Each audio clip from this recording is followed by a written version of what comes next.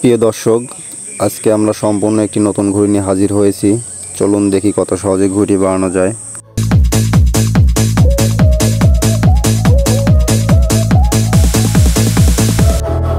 ঘড়ি বানানোর জন্য প্রথমত আমাদের 3টি শলার প্রয়োজন।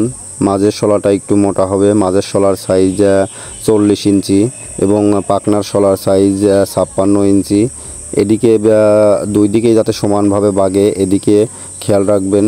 মাছ থেকে ভাগ করে নিয়ে এবার আড়াআড়িভাবে খুব সুন্দর করে বাঁধতে হবে যাতে খুলে না যায়, এদিকে খেয়াল রাখবেন।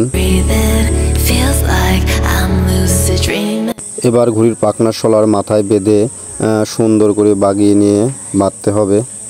দুই দিকেই সমানভাবে বাগাতে হবে যাতে কোনো দিকে ছোট বা বড় না হয়, এদিকে খেয়াল রাখবেন।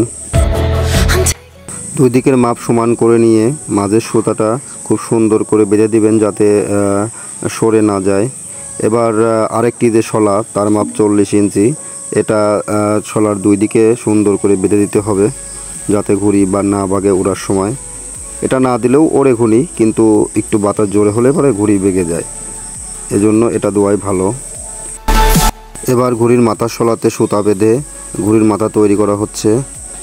সবসময় খেয়াল রাখবেন দুই সাইডের মাপ যেন সমান হয়, এদিকে অবশ্যই খেয়াল রাখবেন। মাপ সমান হলে সুতাটা সুন্দর করে বেঁধে নেবেন যাতে সরে না যায়। এবার দুদিকে সুতা একসাথে করে মাঝের শলাতে বাঁধতে হবে যাতে ছোট বা বড় না হয়। পেছনের শলার জন্য 12 ইঞ্চি একটি শলা লাগবে। দুদিকের মাপ সমান করে আড়াআড়িভাবে খুব সুন্দর করে বেঁধে নেবেন। শলার মাথাতে সুন্দর করে সুতা বেঁধে লেস তৈরি করে নেবেন। দুদিকের মাপই যেন সমান হয়, এদিকে অবশ্যই খেয়াল রাখবেন। এটা প্রয়োজন অনুযায়ী একটা মাপ নেবেন আর কি, দুদিকের মাপটা সঠিক হলেই সঠিক। এবার মাঝে সুতা বেঁধে পাকনার সাথে সুন্দর করে বাঁধতে হবে, এদিকে অবশ্যই খেয়াল রাখবেন দুই দিকের সুতার মাপই যেন এক হয়। এবার ঘড়িতে কাগজ লাগানোর পালা। কাগজ সুন্দর করে মাপ অনুযায়ী কেটে নেবেন যাতে ছোট না হয়, এদিকে খেয়াল রাখবেন।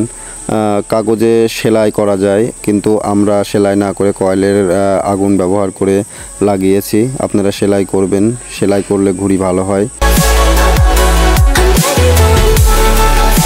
ঘড়ির লেজের অংশে কালো পেপার ব্যবহার করেছি, মাপ অনুযায়ী কেটে নিতে হবে। আপনারা যে কোনো কালার ব্যবহার করতে পারেন।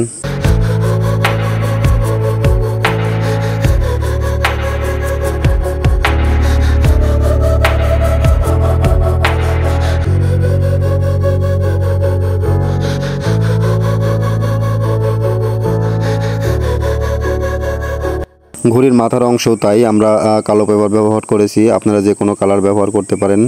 সুন্দর করে কেটে নেবেন যাতে ছোট না হয়।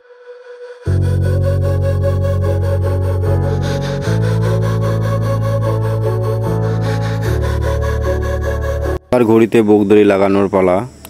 যে কোনো ঘড়ির বুকদড়ি সবচেয়ে গুরুত্বপূর্ণ। বুকদড়ি এলোমেলো হলে ঘড়ি কখনোই ওড়ে না, এদিকে অবশ্যই খেয়াল রাখবেন। বুকদড়ির মাপটা যেন সঠিক হয়, এদিকে অবশ্যই খেয়াল রাখবেন। প্রিয় দর্শক, নতুন নতুন ঘড়ির ভিডিও পেতে আমাদের চ্যানেলটি অবশ্যই সাবস্ক্রাইব করুন।